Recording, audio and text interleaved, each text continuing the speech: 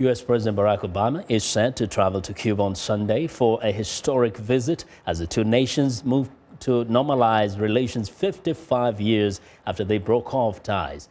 Mr. Obama will be the first U.S. president to visit Cuba in nearly 90 years.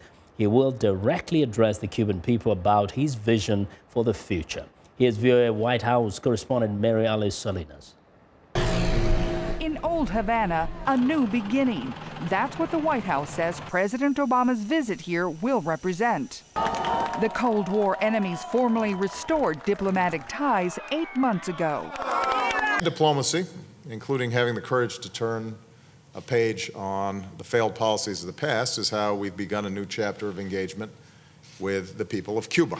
The U.S. has loosened travel and commerce restrictions, and Obama hopes to find more ways to engage Cuba and its people. The 3-day trip will include a visit by the first family to cultural sites like this cathedral.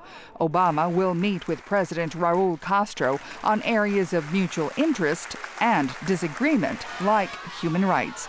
Analysts say the Cuban government will have to make changes. What I think they understand is that the Cuban people need to be in the driver's seat for this thing to work. And the Cuban people are participating more freely in their economy, and that's going to continue to emerge, and they need to participate more freely in their politics as well.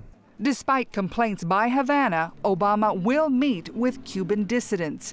In a pinnacle moment, he will directly address the Cuban people, recalling a painful past and outlining a promising future. But the Republican-led Congress, which can lift the 55-year embargo on Cuba, is not convinced.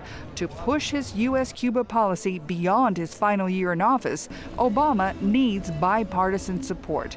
That's one reason why he is taking a delegation of both Democratic and Republican lawmakers. He has to show that it brings results, that it brings results in the commercial field, that it brings results in the diplomatic field, so that the next president, whoever he or she may be, will look at what Obama has done with Cuba and say, this works.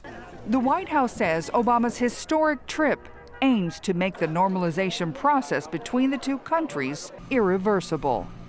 Mary Alice Salinas, VOA News, the White House.